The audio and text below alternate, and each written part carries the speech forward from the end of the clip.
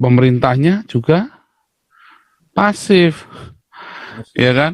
Pemerintahnya pasif, nggak jelas hukumnya, nggak berani ngomong salah ya salah. Kalau memang salah orang Islam bilang salah. Ini mah takut, ya kan? Itu semua terjadi begitu, pergolakan-pergolakan itu kan karena ketidakjelasan hukum.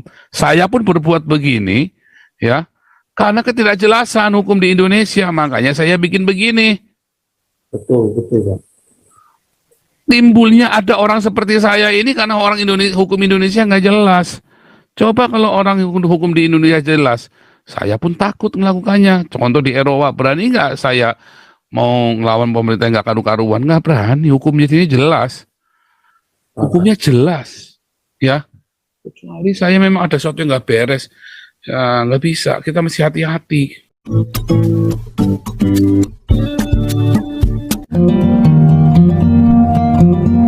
Lanjut, Pak Ardiansyah dulu. Silakan Pak Ardiansyah. Ya, shalom Pak. Shalom Pak Ardiansyah. Suaranya gimana nih Pak? Merdu. Puji Tuhan Pak. Ya, pertama-tama saya mengucapkan turut prihatin buat daerah Maluku khususnya yang sedang dilanda katakanlah pertengkaran antar saudara, dan juga saya buat Bung Beta Maluku angkat topi juga, walaupun sudah di luar negeri ternyata masih peduli dengan satu suku ya yang ada di sana, dan yang pasti semua adalah saudara kita. Dan saya sebagai orang Batak juga yang asli dari Medan juga sangat prihatin buat kota Ambon, kota Maluku yang antar saudara adalah saling serang menyerang. Dan tadi Bung Beta bilang berhentilah untuk saling menyalahkan dan saling bertengkar yang ada di sana. Dan ini memang Pak, yang pertama sekali yang mau saya sampaikan adalah tentang judul saya ini, memang musuh kita bersama adalah intoleransi dan radikalisme. Dan ini semua adalah rencana-rencana politik tamak. Menurut saya itu, analisa saya, karena tahun 2000 pemilu ini sudah dekat untuk mengadakan satu persaingan-persaingan yang tidak sehat lewat intoleransi dan radikalisme. Dan ini bukan hanya di Maluku saja yang terjadi, tetapi banyak daerah juga sedang ada kelompok-kelompok tertentu, ya, kelompok-kelompok tertentu yang ingin bikin rusuh, ya. Dan kita lihat adalah satu pembelajaran yang dahulu yang terjadi di Maluku itu, udahlah jangan dilakukan lagi, berhentilah, damailah. Yang perlu kita kuasai adalah orang yang ada di pemerintahan ini. Orang-orang Maluku itu orang-orang yang cerdas, orang yang pintar, punya keberanian yang luar biasa.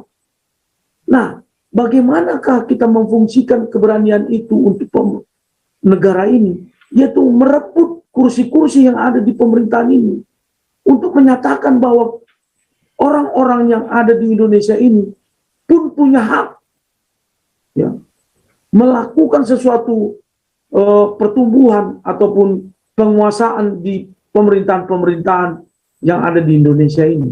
Dan saya menyarankan kepada saudara-saudara saya yang ada di Maluku, berhentilah, stoplah perang. Bahwa Anda itu adalah orang-orang pemberani yang dipersiapkan oleh Tuhan untuk negara ini. Dan itu saya melihat teman-teman saya juga orang Maluku itu sangat-sangat berani untuk bertindak dan punya keberanian yang lebih di atas rata-rata. Dan ini harus kita lakukan, saudara-saudaraku, untuk merebut negara ini, ya. Dan jangan mau diadu domba, ya. Jangan mau, berhentilah. Mari kita bangun bangsa kita ini. Nah, ini yang politik-politik ini Pak, yang sekarang ini yang terjadi ini politik tamak, rakus, semua mau dikuasai oleh Iya, oleh serem. kelompok-kelompok tertentu, Pak. Jadi ini memang harus bersama-sama ya, kita dari channel YouTube Pak Paul Jang ini menyuarakan lebih keras lagi bahwa kebersamaan kita itu untuk melumpuhkan segala sesuatu yang ada di negara ini. Ada kelompok-kelompok tertentu yang sesuai dengan judul yang kemarin, Pak, orang-orang yang dari luar Timur Tengah sana yang mengacaukan negara ini, yang mau merebut, katanya dia ini adalah punya dia. Mereka itu pendatang, kita adalah pemilik negara ini. Demikian Pak Paul. Serem kali ya. Ya, Kalau ini loh, isu-isu ini tuh nggak selesai-selesai ya, digodok ya. Isu-isu ini selama gereja masih diam, hanya mengumpulkan kekayaan, maka akan goblok. Jemaatnya pun nanti akan kepancing lama-lama dengan isu-isu yang provokatif. Ini tadinya hanya kesalahpahaman, terus nanti jadi isu SARA. Kalau sudah jadi isu SARA, perang antar desa. Perang antar desa ini benar-benar satu pulau, satu provinsi itu perang antara Islam dengan Kristen. Lalu tiba-tiba ngembet ke Papua, ngembet lagi ke Poso. Memang sengaja mau diobok. Serem. Kalau gereja tidak mengajarkan jemaatnya untuk berdiakonia yang benar, untuk melakukan pekerjaan Tuhan yang benar, malah gereja ngajari ngumpulin duit. Ya, ngumpulin duit buat memperkaya pendetanya. Akhirnya jemaatnya nggak dapat apa-apa. Dia nggak ngerti bahwa yang begini-begini kudu diajarin. Nggak bisa cuma percaya nih jemaat tadi pinter. Nggak bisa, yang penting kasih mengasihi. Nggak bisa, kudu dicontohin sama pendetanya. Nggak bisa, pendetanya pakai jam tangan miliaran. Pendetanya hidupnya glamor. Gimana nggak jemaatnya kirap-kirap? Ya. Nah, yang konyol lagi kemudian, nah itu tadi, pemerintahnya juga pasif, ya kan? Pemerintahnya pasif, nggak jelas hukumnya, nggak berani ngomong, salah ya salah, kalau memang salah orang Islam bilang salah, ini mah takut, ya kan? Itu semua terjadi begitu, pergolakan-pergolakan itu kan karena ketidakjelasan hukum. Saya pun berbuat begini, ya, karena ketidakjelasan hukum di Indonesia, makanya saya bikin begini. betul, Pak. Timbulnya ada orang seperti saya ini karena orang Indonesia, hukum Indonesia nggak jelas. Coba kalau orang hukum di Indonesia jelas, saya pun takut melakukannya. Contoh di Eropa, berani nggak saya mau ngelawan pemerintah yang nggak karu-karuan? Nggak berani, hukumnya ini jelas. Hukumnya jelas, ya. Kecuali saya memang ada sesuatu yang nggak beres, ya nggak bisa, kita mesti hati-hati. Pak Suara, silakan Pak Suara. Tumben sore-sore udah masuk nih Pak Suara nih. Iya, Pak. Baru balik saya. Oke, Ya, luar Pak biasa. Paul, jadi ya terkait apa nih kejadian di Maluku ya. Jadi saya ngelihat sebenarnya ya miris lah kita ngelihat cuman gara-gara Miris. hal sepele, tanah sampai bakar-bakaran, bunuh-bunuhan. Sesuatu yang miris lah buat bangsa dan negeri kita ini. Nah, ini sebenarnya buat kritik buat Pak Jokowi sebagai kepala orang nomor 1 di Indonesia, sebagai orang yang kalau di perusahaan itu direktur managing directornya yang memanage bangsa ini gitu loh. Nah, udahlah saatnya Pak Jokowi juga harus sebenarnya ini nggak susah kalau ditangani dengan fokus dengan ini gampang sebenarnya. Tinggal iya, hukum yang tegas saja. Kalau memang sampai ada yang ngebakar-bakar, memprovokasi, tangkap udah. Kalau enggak ya akan dibiarin berulang-ulang seperti ini begitu loh. Betul. Orang-orang Islamnya juga tangkap, jangan tangkap, kayak somat segala macam tangkap. Pokoknya yang jelas begitu. Intinya siapapun yang melakukan kriminal, ya udah jelas hukum tegas gitu loh. Jangan nanggung-nanggung, jangan lagi.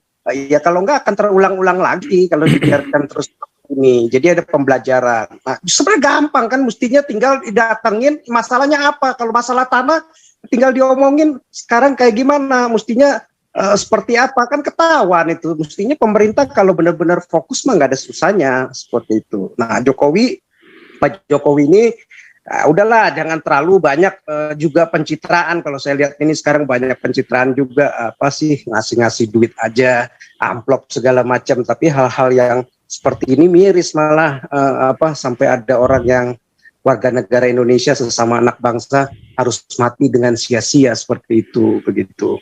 Nah, ini justru menurut saya pemerintah mestinya cepat gitu nanganinnya. Kalau ada pejabat-pejabat pemerintah yang nggak bisa, masa hasil tanahnya kan ketahuan nanti tanah mesti kayak gimana, itu milik siapa atau apa, atau nanti mesti di-share kalau memang nggak jelas, kan mestinya gampang begitu loh. Kalau pejabat-pejabat ini kerjanya nggak benar, kerjanya lelet, kerjanya justru membiarkan terjadi kejadian-kejadian, memicu kejadian ini terjadi terus, udah tinggal di apa sih, pecat aja, susah banget, ganti sama orang-orang yang baik, yang benar, yang kerjanya benar.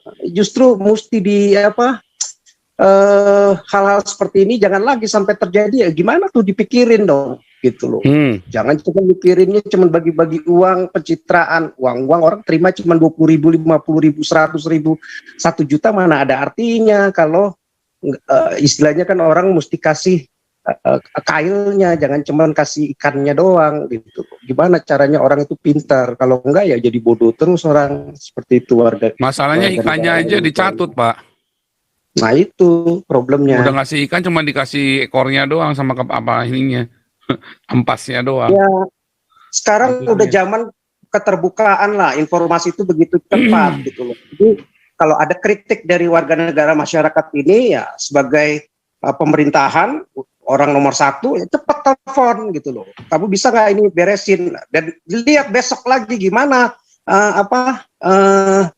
follow up-nya begitu loh. Jadi kan mestinya ada hal-hal yang urgensi yang mungkin bisa follow up-nya per jam, per 2 jam, per 5 jam, per 1 hari, per 2 hari, per 1 minggu.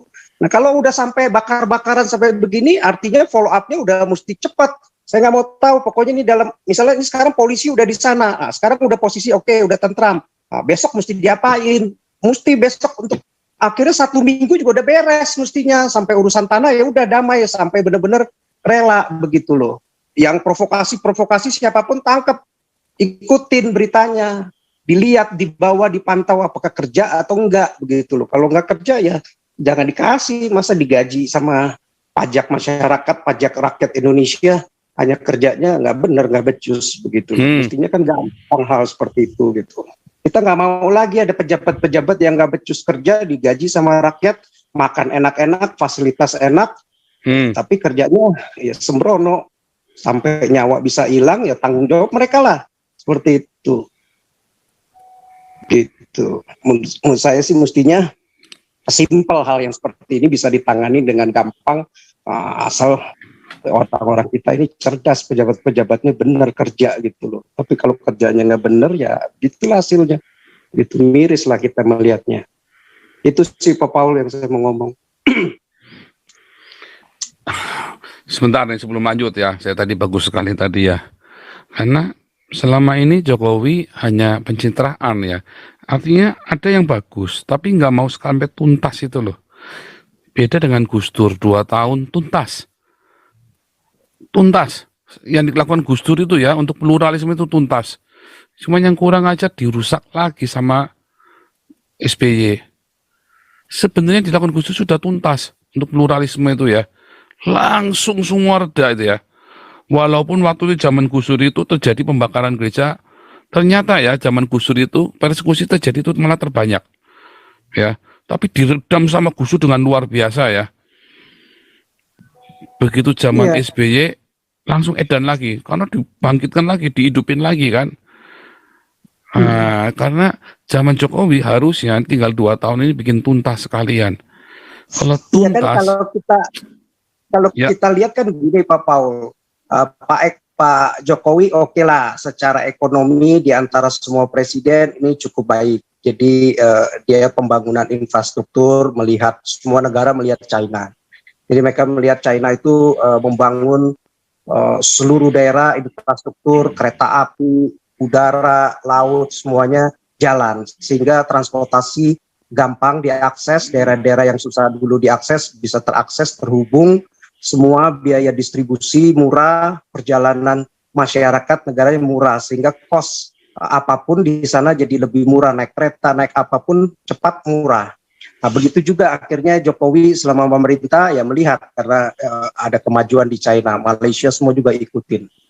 Nah, itu bagus. Sekarang kita walaupun ya masih seperberapanya China untuk infrastruktur, tapi minimal udah dimulai. Dibanding dulu dari misalnya 1.000-2.000 triliun APBN kita, ya, katakan dari 1.500 sampai 1.600 dulu cuma 1.200 sampai 1.000 triliun yang kepake APBN-nya ini. Nah, cuman dari APBN ini ya minimal kita kelihatan lah ada buahnya infrastruktur. Kalau di zaman dulu kan nggak kelihatan, yang banyak masuk kantong pribadi, rekan-rekan, semua ke partai segala macam, infrastrukturnya nggak jalan. Nah, kita lihat minimal ini Pulau Jawa udah mulai diberesin, ke depan Sumatera ini 2024 kan targetnya mau sampai Aceh, sehingga dari situlah perekonomian jalan. Ada pembangunan, justru dengan ada infrastruktur kan roda-roda ekonomi jalan, ada hotel, ada bengkel, ada UKM, ada Gojek, ada restoran, ada tempat kos dan segala macam lah. Itu akan pasti otomatis jalan. Kalau nggak dibangun oleh pemerintah ya nggak mungkin swasta akan bangun jalan untuk bangun cuman hotel yang nilainya 500 miliar, bangun jalan triliunan kan nggak mungkin. Mesti dari pemerintah, dan ini pemerintah bagus untuk seperti ini. Ini ya lumayan berhasil lah untuk Indonesia untuk saat ini. Walaupun masih banyak lagi karena Kalimantan, Sulawesi kan belum tuntas, Papua juga belum beres walaupun ya baru jalan transnya aja. Nah, tapi ada hal-hal yang lain yang namanya kalau perusahaan itu kan ada managing director, itu bukan hanya nanganin satu sisi aja. Situ ada SDM, tanganin mengenai sumber daya manusianya gimana, trainingnya bisa jadi baik, jadi bagus, jadi efektif, jadi efisien, jadi produktif. Ada bagian marketingnya, ada bagian finance-nya, pengelolaan uangnya, ada apalagi operationnya. Nah, begitu juga di negara ini kan selain ekonomi ada hukum, ada pendidikan, ada hal-hal yang lain. Nah, ini kalau saya lihat hukum masih belum beres, mesti cepat dalam 2 tahun ini mestinya bisa digeber begitu. Dikasih waktu 1 bulan, apa aja ini yang jadi masalah. Masalahnya diidentifikasi, misalnya masih ada nih problem-problem mafia, hukum lah segala macam. Mestinya menteri-menteri yang dikasih ini kasih waktu 1 bulan, beresin dong. Apa masalahnya, dipanggil lagi, urgensinya kalau ini ya difokusin dalam 1 minggu, ditanyain apa kerjaan kamu dalam 1 minggu ini, apa dalam 2 minggu ini, apa dalam 3 minggu, apa dalam 1 bulan, sehingga kelihatan progresnya. Begitu lagi nanti bulan ketiga, 1 semester sampai 1 tahun, sehingga benar-benar progresnya jalan. Mungkin ekonomi udah bisa enak, udah bisa jalan sekarang, udah bisa agak longgar. Sekarang fokus ke hukum, mungkin pendidikan katakan udah lumayan lah katakan, tapi coba ada hal-hal yang masih belum, misalnya kayak ini urusan pertanahan, panggil itu menteri pertanahannya, kenapa masih ada sampai sengketa itu, cepat mesti diberesin, saya nggak mau tahu 1 minggu, kalau enggak saya copot. Ya sama, saya juga kalau kita jadi managing director, lu manajer nggak beres, nggak ada ini, sampai nggak capai target segala macam, saya kasih waktu, enggak ya udah keluarin kan. Cuman caranya ini kan aku ngomongin ini gampangnya gitu, tapi intinya pada dasarnya sama aja seperti itu begitu. Mestinya gampang diberesin, nggak susah-susah gitu loh. Coba kasih orang yang benar-benar punya intik, ya mungkin dikasih Ahok beres kalau menurut saya, nggak akan lama-lama seperti itu karena dia ngerti. Ya mestinya Jokowi juga ngerti, tapi kan memang kalau nggak ruwet nggak ada duitnya loh Pak. Nah itu dalam birokrasi itu kalau rapi semua teratur nggak ada duitnya Pak. Kalau ruwet itu baru ada uangnya Pak. Iya, makanya kalau udah tahu nih hukum masih belum beres, cepat dipanggil, diberesin begitu. Itulah sehingga Pak Jokowi dalam 2 tahun terakhir ini akan terlihat, diberesin, minimal ada hal-hal yang lain, katakan hukum, pertanahan, atau apapun, pendidikan, diberesin lagi. Kalau ekonomi udah jalan, udah bagus, katakan. Minimal sekarang konsentrasi cepat diuberin. Jadi hitungannya itu follow up-nya itu udah per hari, per minggu, per bulan, cepat dipanggil itu menteri-menteri juga dia akan push lagi ke bawahnya. Begitu juga sampai ke pejabat-pejabat bawahnya lagi gitu loh. Oke nih, Itu. Pak Suriswanto, silakan.